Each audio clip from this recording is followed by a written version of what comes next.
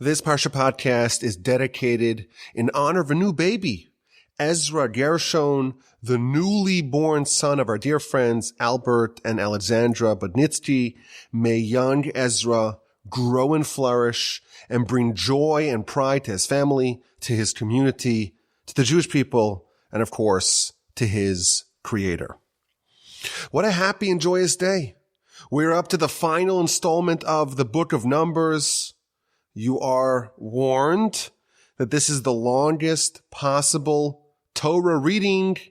In the diaspora, we read this week 2 parshios, Mattos and Masei, a total of 244 verses. You have to have some extra stamina in shul this week. But finally, after several months, we are going to be fully synchronized with our brethren in Israel. We're going to have a double-Parsha and finally catch up to them. This is this year's sole double-Parsha. And what a joy. What a delight. What a privilege to study Torah together on the Parsha Podcast. We are, of course, on the doorstep of the sad period of the Jewish calendar. Tomorrow, Thursday night, but really Friday, is going to be Rosh Chodesh Av, the beginning of the month of Av, the month that all the terrible tragedies befell our people. And the Talmud tells us that when the month of Av begins, we minimize joy. But that's tomorrow.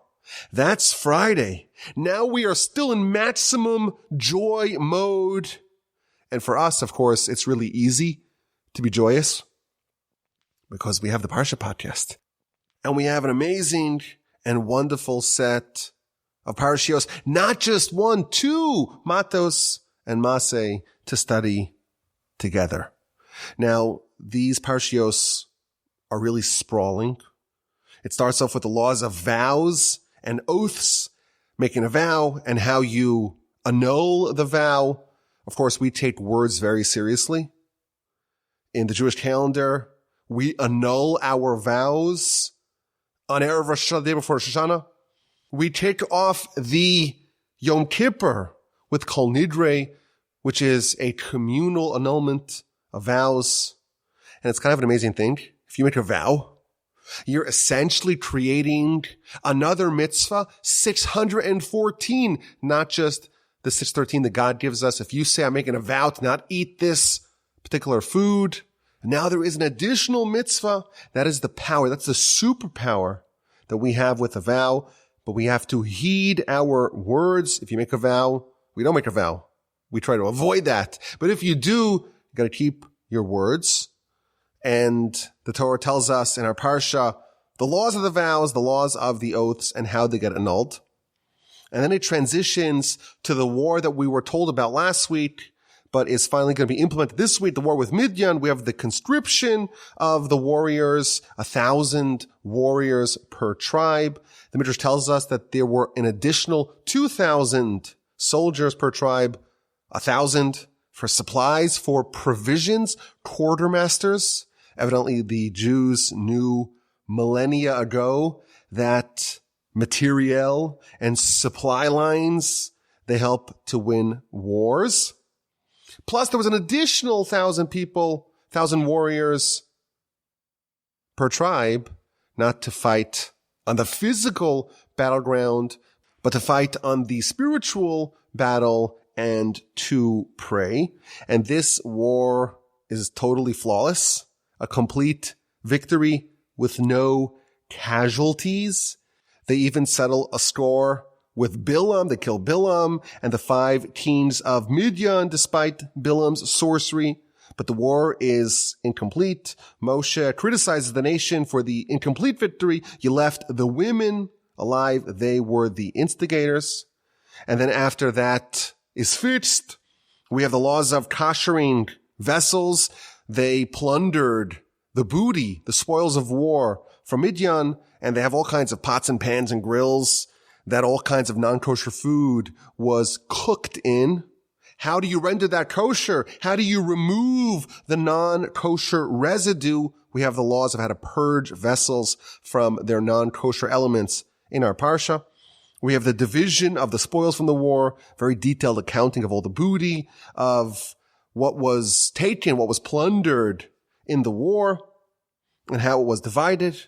And then we read about the tribes who wanted to settle on the east bank of the Jordan and the conditions imposed by Moshe for this arrangement. That's Parshas Mattos, and Parshas Masei begins with the list of encampments. We're now at the end of the 40-year sojourn throughout the wilderness, and the Jewish people spent this whole time moving from place to place. But the Torah does not tell us all the places that the Jewish people encamped at until now. We have a list of 42 different places where they stopped. We have the instruction to conquer the land and to vacate the indigenous population. We have the layout of the boundaries of biblical Israel. We have the appointment of tribal leaders, of tribal representatives. Every tribe should have representatives. When they do the division of the land, when they apportion the land, every tribe will be represented. We have the cities of the Levites. The Levites don't get a portion of the land. Rather, they have cities, 48 cities, scattered, distributed throughout the land. And then we have the cities of refuge for the accidental, unintentional murderers. And finally, we have the resolution of the episode of the daughters of Tzlavchad. And they are told that they could marry whomever they want, provided they are from the tribe of Menashe, so that when the land is initially apportioned to every tribe, there isn't an exclave of another tribe within the boundaries of the tribe of Menashe. That is the subjects, or the main subjects of our double Parsha. Again, it's the only double Parsha this year. It's a leap year. We got to use up almost all the Parshios one at a time, one per week. All kinds of interesting subjects and storylines and narratives to dig into. But I want to focus on one particular narrative of our Parsha.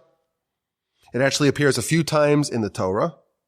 And that is the 2.5 tribes that chose to settle on the east bank of the Jordan. There were several wars that were waged on the east bank of the Jordan. Sichon, Og, the war with the Midianites. And there is vast territories that the nation has conquered. And there are 2.5 tribes, the tribes of Reuben, Gad, and half of the tribe of Manasseh, and they want to permanently settle on the east bank of the Jordan. And there's a very long dialogue. It's all of chapter 32. It's 42 verses to be precise. When this group of 2.5 tribes negotiate the terms of this arrangement with Moshe. And this is a very long, protracted negotiation back and forth. And for context, we have entire books of Talmud that young yeshiva students spend a year, maybe even more, poring over that have fewer verses in the Torah. And the Torah spends so much, all of chapter 32 in our Parsha, to tell us about the back and forth, what they suggested, what was the proposal, what were Moshe's objections. They counter-proposed, and Moshe again objected to various components of the plan until ultimately it was agreed upon. And in fact, their proposal, at least in the big picture, was accepted. If the Torah spends so much time telling us about these negotiations and what ultimately was agreed upon with these 2.5 tribes who wanted to settle on the east bank of the Jordan, there are obviously abundant lessons and insights for us. So we have these 2 tribes, the tribes of Gad and Reuben, and ultimately half of the tribe of Menashe join as well, and they wanted to settle on the east bank. They had abundant flock, and they wanted land for pasture. They wanted land to graze, to settle over here, to accommodate their vast flock. It seems like a pretty straightforward proposal. After all, we have all this land. What are we going to do with it anyhow? And that will vacate even more land for the other tribes who want to cross over the Jordan. It seems like it's a great idea. But the Torah gives it expansive treatment. And the back and forth is quite lengthy. And that's what I want to study today in this Parsha podcast. And I'll tell you, I am recording this from Canada. And long-time listeners know the kinds of problems that I have when I record from other places, not in the normal studio, the gleaming studio, the Torch Center. I'm in Canada, and we don't really have a Torch Center with us, and there's really not a quiet place that I can find. But last year, I discovered one of the shuls over here. It's a small shul built in the 40s. It looks like a giant cedar closet. And I snuck in here to record. And now it's nighttime. It's dark. It's a little creepy outside. And I'm in this empty room. And we're recording. And I'm really excited to be here with you. So what happens over here with this back and forth? And what can we learn? So chapter 32 tells us that the tribe of Reuben and Gad, they had abundant flock. The commentaries offer a bevy of reasons why Reuben and Gad specifically had so much more flock than the rest of the tribes. But they had a lot of flock, and they were situated in prime grazing pasture, and they wanted to remain there. And they come to Moshe, and they come to Elazar, the high priest, the son of Aaron, and they come to the heads of the tribes, and they make their pitch. Look around. There is so much abundant grazing pasture over here. We have a lot of flock. We want to settle down over here. Give us this land. Give us this as our heritage, as our ancestral lands, and we will forfeit the lands that we would have had on the other side of the Jordan. That's their pitch. 4 verses. Verses 2 through 5. And Moshe responds with biting criticism. He starts off with indignation. Your brothers are going to cross over the Jordan, and they're going to go to war against 31 kings and 7 nations. And you're going to stay over here. You're going to abandon your brothers. They're going to go to war. They're going to risk their lives. And you're going to stay here in peace? And then he continues in verse 7. Why are you weakening the resolve of the Jewish people? And then in verse 8, he tells them, well, there's precedent for this. And he reminds them of the episode of the spies. A couple of weeks ago, we read Parsha Shlach. Moshe sent spies to go scout out the land, and they were terrified of what they saw. And they came back with a damning report about the land. And everyone bewailed, and everyone was so sad and terrified. They struck fear into the hearts of their brethren. And as a result of that, the nation was condemned to wander in the wilderness for 40 years, and everyone who was part of that generation is going to pass, and only their descendants are going to enter the land. Moshe tells them, you are just like the spies. You also are scared of crossing over the Jordan, and you're also going to weaken the resolve of the rest of your brethren. Haven't you learned your lesson? Haven't you taken the lesson of the spies? We've spent 40 years in the wilderness because of what they did. Why have you not learned from their mistakes? Why are you repeating the mistakes of the spies? And then in verse 16, the tribes of Reuben and Gad make a counter proposal. We're not going to stay here. We will join our brethren in the war. We're not going to be fearful. We're not going to abandon our brethren. Let's build over here facilities for our flock and cities for our children. But we're not going to stay here. While our brethren go to war, we will join them in the war. Now Rashi notes, we'll get to this in a bit, that in their counter proposal of verse 16, they misprioritized. They first mentioned the shelters for their flock, and only then the housing for their children. Of course, we love our animals, and we're instructed to take care of our animals. But of course, children come first. But they heed Moshe's objection. They listen. They're moved by what Moshe said. We're going to arm ourselves. We're going to cross over this Jordan, and we're not going to come back to our homeland. We're not going to abandon the rest of our brethren until the war on the other side of the Jordan has concluded. And only then will we come back to rejoin our families on the east bank of the Jordan. Now, in verse 20, Moshe responds to their proposal. He says, okay, if you do that, if you arm yourself and you go join the nation in this war before God, and you cross over the Jordan, and you make sure that everyone else is settled before you leave, after you conquer the land, you have fulfilled your obligation. You have executed your responsibility, and you can go back to that side of the Jordan and rejoin your families. But if not, you are sinning against God. So indeed, Moshe tells them, build cities for your children, build infrastructure for your flock.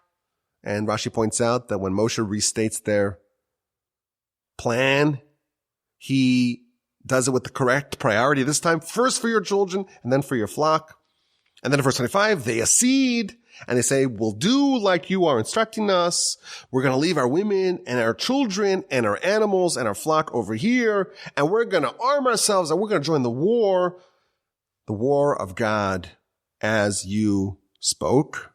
And then verse 28, Moshe gets Joshua and Elazar involved. Of course, Joshua is going to lead the nation across the Jordan. He's going to replace Moshe. He's going to be Moshe's successor. And Moshe wants to make sure that the leaders of the people are privy to this agreement. And again, in verse 31, the Gadites and the Reubenites again confirm the terms of the agreement. And then from verse 33 through verse 42, this plan is implemented. They build their cities and they establish the infrastructure. And indeed, they're going to cross over the Jordan shoulder to shoulder with the rest of their brethren. And not only are they going to stay in the lands on the west bank of the Jordan in Israel, Canaan proper for the war, they're going to stay there for the division. They're going to be there for 14 years until eventually in the end of the book of Joshua, they're going to retrace their steps, cross over the Jordan in the opposite direction, heading east, and rejoin their families.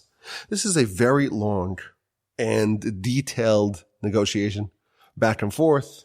Their initial proposal, Moshe's objections, their counter-proposal, and then we have Rashi filling us in on the subtext of the nuances of the negotiations. It seems excessively wordy. At a minimum, if we have such a lengthy description of what happened, there must be some valuable lessons for us.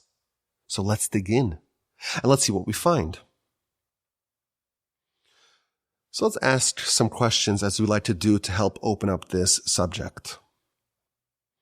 So let's throw out the following question. I don't have an answer to it. Maybe you do.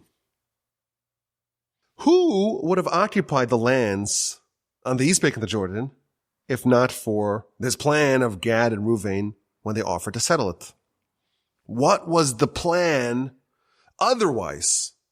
In the counterfactual world that everyone wants to cross over the Jordan, what happens on the east bank of the Jordan in the lands that they are currently occupying and have won by defeating those kingdoms? That's unclear. But putting that aside, Moshe accuses them initially of behaving in the ways of the spies who went to scout out the land 40 years prior. And he rehashes the whole episode and its consequences, and he accuses them of not taking the lesson of the debacle of the spies to heart. He's comparing their proposal to what the spies did. But it doesn't seem to be a really fair comparison. The spies, they rejected the authority of Moshe. They sought to return to Egypt. Let us appoint a head and return to Egypt. The spies wanted no one to enter the land. These bunch of tribes didn't reject Moshe, didn't seek to return to Egypt, didn't impose upon the rest of the people. How could Moshe compare their request, their proposal, to what the spies did? Now, it's also interesting that Moshe involves Joshua and Elazar. Why was it necessary to have them present to hear the terms of this agreement? But more broadly, what are we to make of this whole dialogue? What are the lessons in this whole back and forth? So I want to suggest an approach. I think that there's something very special happening in the story. We have 12 tribes. There are 12 tribes plus the Levites, and they are operating together. They all left Egypt together, and they were all at Sinai together. Of course, they maintained their tribal affiliation, but they're in one big camp, and they're all under the leadership of Moshe. And for 40 years, for better or for worse, with ups and downs, of course, they've stuck together. And now we have a group of people, 2 tribes, 2.5 tribes, who want to blaze their own path. They don't want to go with everyone else. They don't want to go with the flow. They don't want to follow what everyone else is doing. They're proposing to do something novel, to chart their own path, to make a change of plans, to do something different, to veer off the path of the mainstream. They're going to try something new. They're going to be different. They're going to be contrarians. Perhaps chapter 32, this whole long episode of this back and forth negotiations between Moshe and these tribes, perhaps it can serve as a playbook for identifying the perils of being a maverick, of being a contrarian, of trying to do something different. They are dreaming of an idea, a novel idea, not one proposed by God or by Moshe. These are the tribes coming up with something different.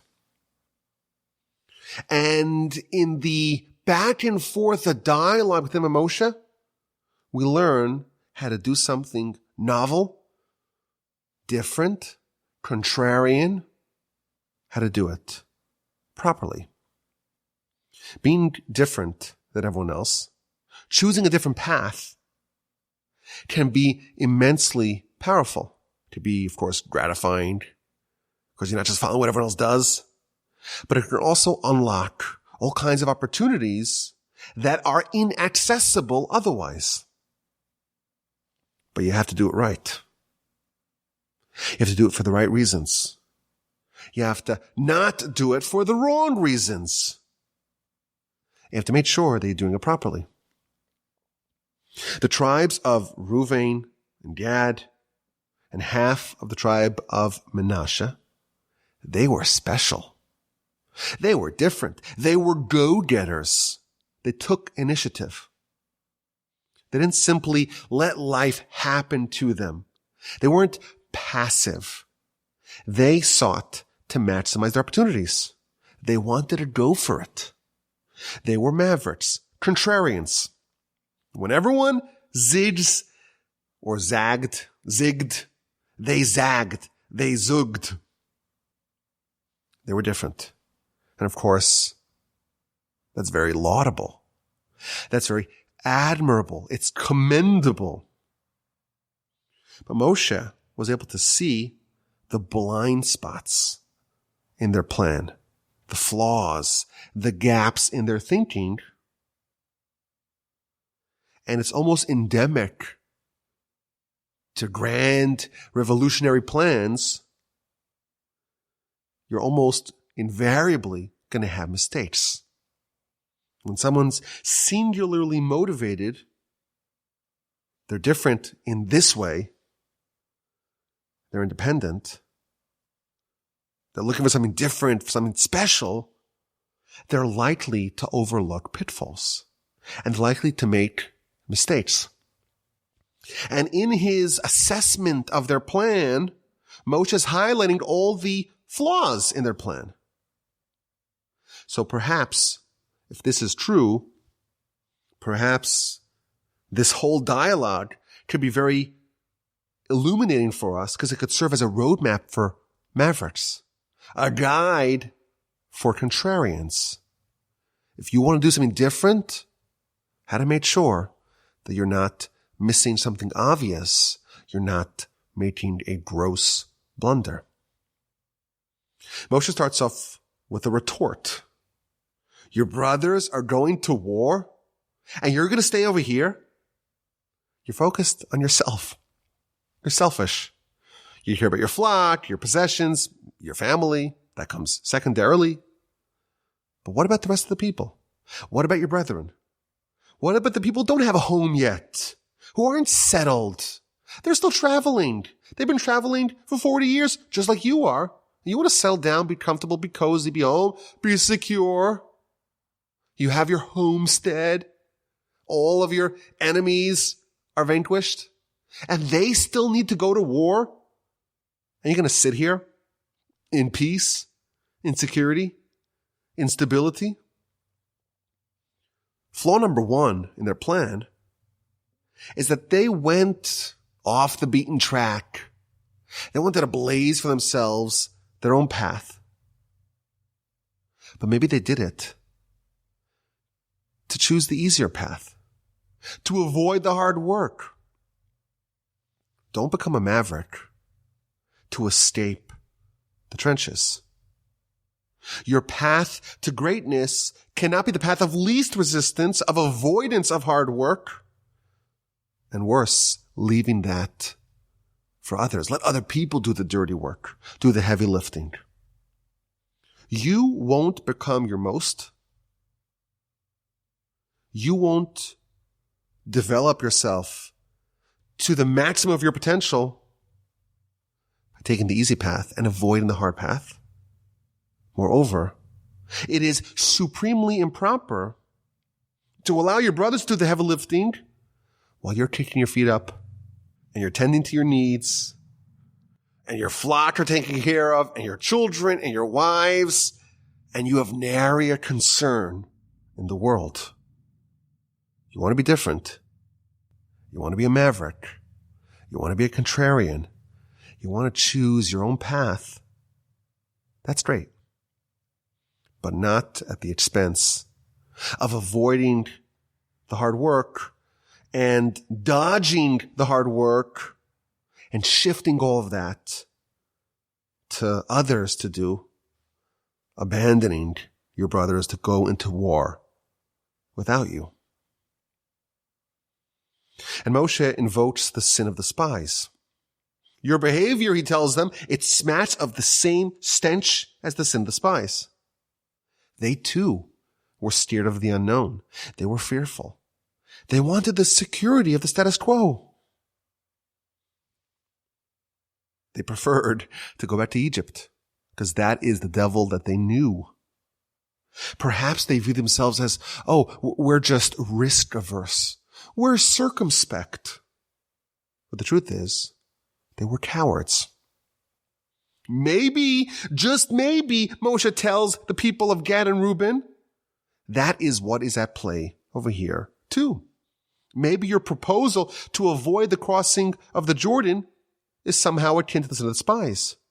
The spies wanted to go back to Egypt. They were fearful of change, of conflict. They didn't believe in themselves. They had low self-esteem. We were like grasshoppers, they said. But not only did they not believe in themselves, they didn't believe in God. Maybe that is what is motivating you too. Maybe you're also scared. You're also fearful. You're also too comfortable in your current state. Maybe it's better for you to cross over the Jordan, but you're just too terrified to take that leap. Are you being a contrarian and telling yourself you're seeking more when really you're settling for less? Now, the Reubenites and the Gadites, they absorbed this criticism and they amended their proposal. We will build infrastructure for our sheep and cities for our children, and we're going to join the nation. We will brave it. We will face our demons. We will cross over the Jordan, and we're going to rely on God. Moshe, thank you for showing us those pitfalls. We're going to avoid them. All those pitfalls that you enumerated, we're going to take what you said to heart. But they still got it a little bit wrong. In their view, in their proposal, they placed their flock before their children. Their priorities were out of whack, were a bit off. If you're going to do something different, you can become so focused on what's motivating you that you forget the obvious. You forget to properly assign value to other things. The thing that's motivating you begins to accrue so much of your focus, so much of your attention, that things that are even more important than that fall by the wayside. You have a lot of flock. We need grazing area. We need pasture. If you become so obsessed with pasture, that can eclipse the other priorities in life. Things that everyone agrees are objectively more important, such as your children. If you make something a priority, you're going to make it something you're going to focus on. It may ascend to the forefront of your mind, and it may crowd out and overtake other things that you know are truly more important. Moshe is gently refocusing them. He tells them, no, you'll build cities for your children. And afterwards, subsequently, less important than that, is grazing areas, pens, barns for your flock. Now, the commentaries note that Moshe chides them about something else. If you look at the first two proposals from the tribes of Gad and Reuben, they completely omit something very, very important. Not just something that's important. They omit the only important thing. They omit any mention of God. They talk about the pasture and the flock and the land and the heritage and not crossing over the Jordan. God is not part of their plan. And then when Moshe rebukes them, castigates them, chastises them, they make a counter-proposal. And they say, we will join, and we won't be fearful, and we won't abandon our brethren. And again, they make no mention of God. They talk about pens for their flock, and cities for their families, and arming themselves for war, and making sure that their brethren are settled, and returning to their homes, and not permanently settling in their homes on the east bank of the Jordan before everyone else is settled on the west bank. But again, God is not present in their proposal. And if you look at verses 20 through 24, in every single verse, Moshe reminds them about God.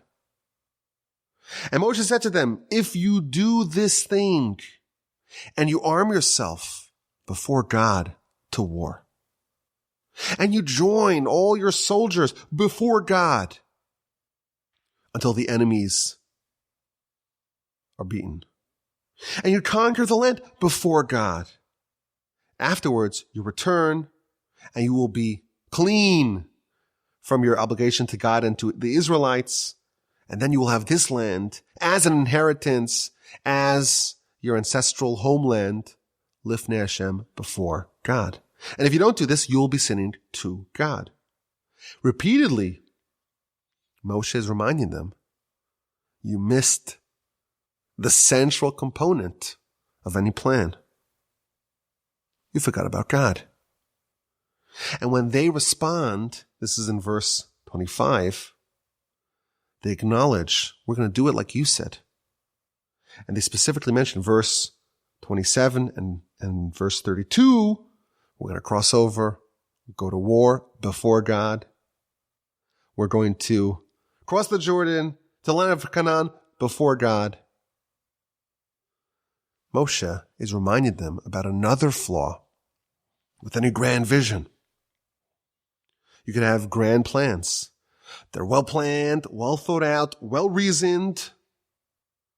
But a believer knows that things only succeed. They only work if God wants them to succeed.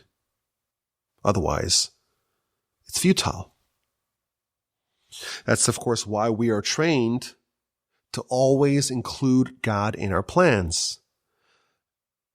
Even young children are told, say, Be'ezras Hashem, with the help of the Almighty, myriad Hashem, if God wants, like we say in English, please God, if the Almighty helps, we're acknowledging the Almighty's dominion. And if we have a plan, we want something, we're lobbying to get him on board. Initially, they had grand plans, but their plans did not include any overt mention of God. And Moshe again is gently reminding them of this critical component of any plan, and they accept his nudging. This, of course, is another pitfall when someone wants to be a contrarian and do something different. And of course, it can be argued, even if you're not doing something different, you're doing what everyone else is doing. This could be a big omission, something that people forget about. You could get so consumed in your plan and in all its minute details, you could forget that ultimately it is God who determines the success and or failure of any venture.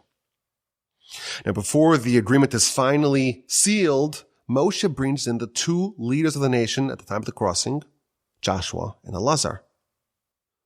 This, perhaps, is because there's another mistake that people can make when they choose to depart the beaten path.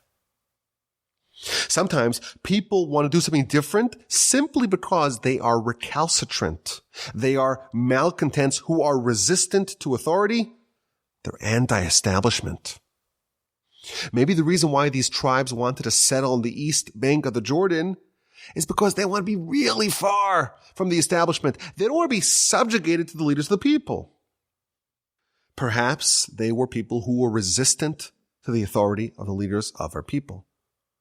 Thus, to ensure that this is not an attempt to shape themselves free of the leadership, Moshe rehashed their plan in front of Joshua and in front of Elazar to make it clear to all that they're still part of the people. They're still part of this union. They're still subject to the leadership of Joshua and Elazar, notwithstanding their geographical distance, the fact that the Jordan River is separating them from the main body of the people. With all of Moshe's concerns addressed, this deal, this grand bargain is agreed upon.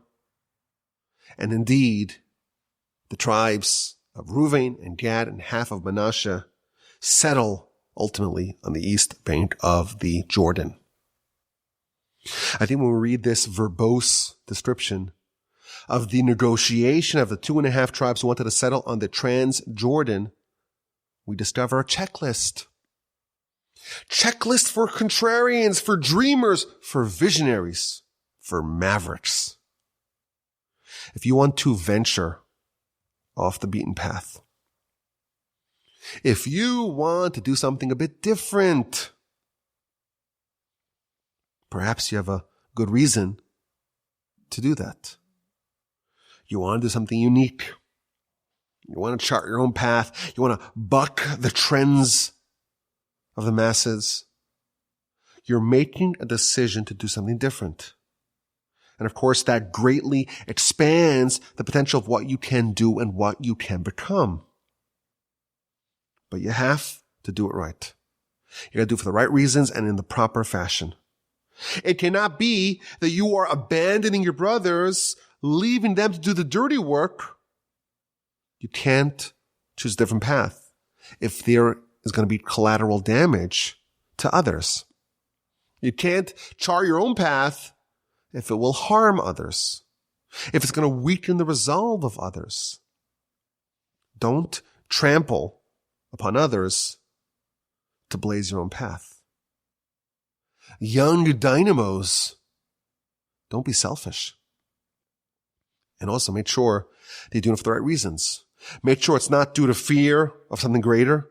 Don't choose the easier path because it's easier. Don't choose the mediocre path. Don't avoid ascending Everest because you already did so much climbing.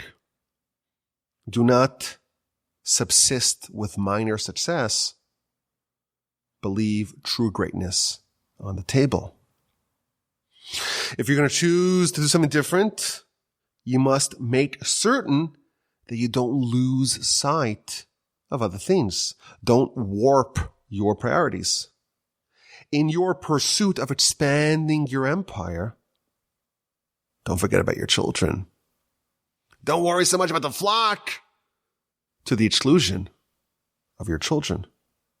And of course, you can never forget about God, for it is He who gives you strength in all your pursuits. We are the outliers. We are the mavericks. We are the renegades. We're the contrarians. And now we know how to do it right. Okay, let's get this week's exquisite insight. Are you ready? Let's begin. There is an interesting curiosity in this whole episode of these tribes who want to settle down on the east bank of the Jordan. We have, of course, two full tribes, Reuben and Gad. And then we have this half tribe of Manasseh. Isn't it interesting that only half of Manasseh wanted to join this venture? Why was there only a half a tribe? Was the other half indecisive? What's the secret of having only half of this tribe joining this venture? And why specifically was the tribe of Manasseh torn asunder, half on either side of the Jordan? So I saw some really interesting ideas, exquisite insights for sure. 4 insights to be precise about this question.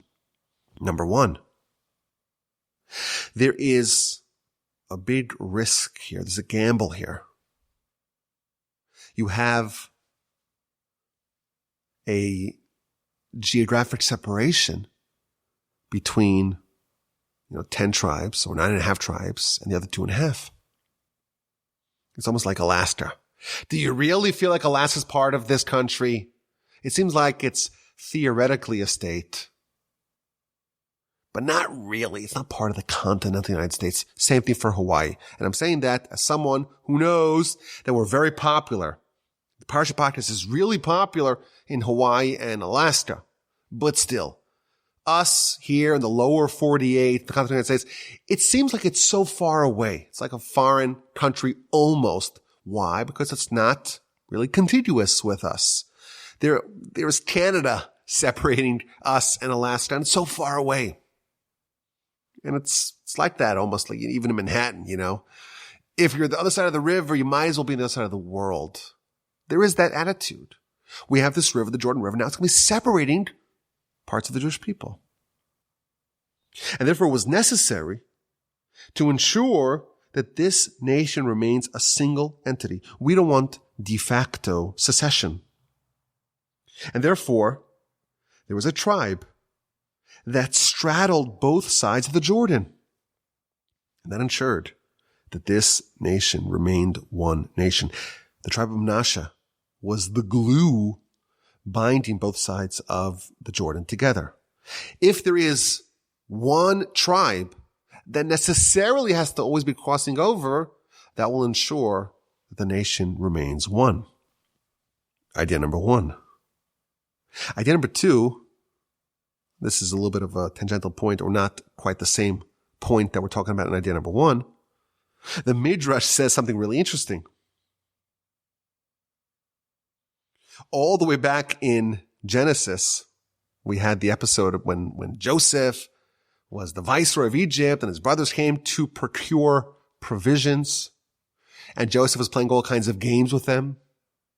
At one point, the brothers all they rent their garments because Joseph smuggled in the goblet and the satchel of Benjamin.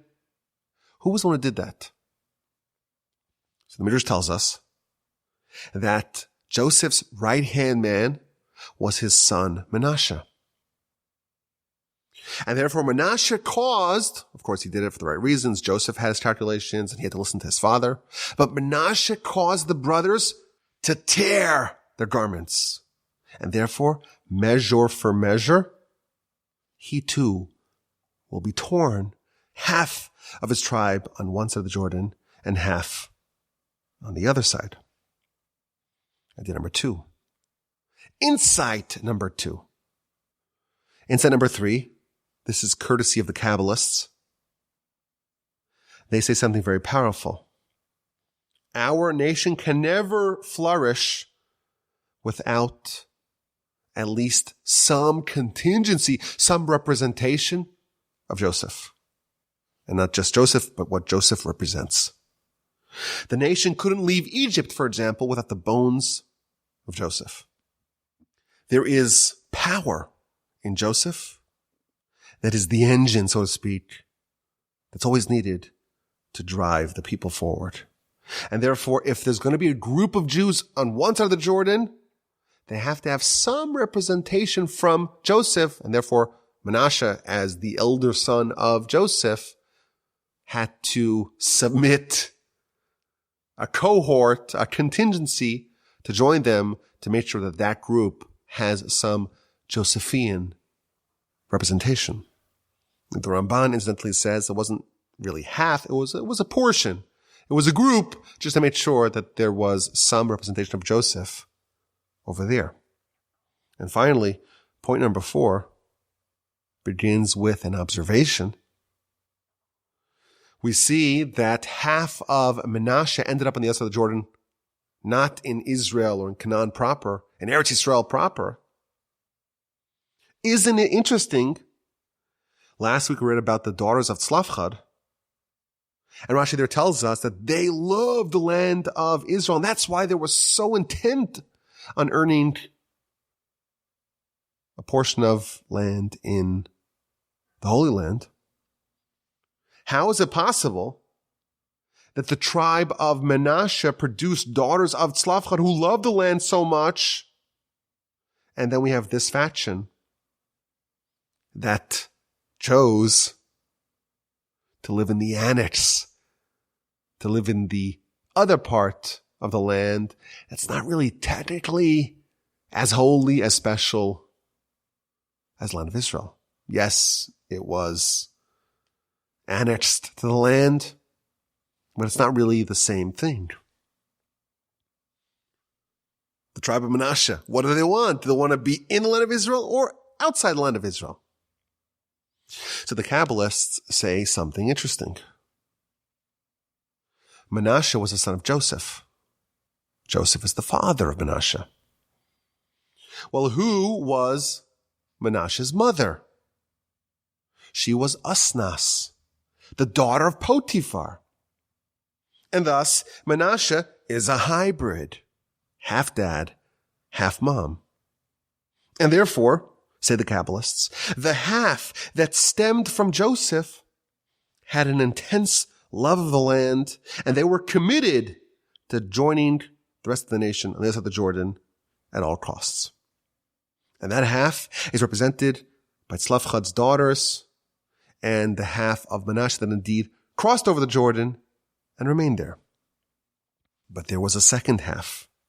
The other half emanated from Asnas and did not have the same love of the land. And they were the half that opted to remain in the Transjordan. Exquisite, says I. Definitely exquisite. I thank you for listening. I hope you enjoyed this Parsha podcast at least 5% as much as I did in recording it. Hope you have an incredible day, a wonderful week. I hope you are still joyous, even though you have to minimize joy starting from Friday through Tisha B'Av. Next week we're still joyous, but a little bit less, one notch lower than usual. But of course, on Shabbos, we never mourn. And therefore, you should definitely have a wonderful and incredible and joyous Shabbos upcoming. And please, God, with the help of the Almighty, remember, we have to always include the Almighty in all of our plans. Please, God, with the help of the Almighty, we will meet again next week for the brand new book, the book of Deuteronomy, the book of Devarim, in good health and in great spirits. And as always, my email address is rabbiwolbe@gmail.com. Send me your questions, your comments, and your feedback.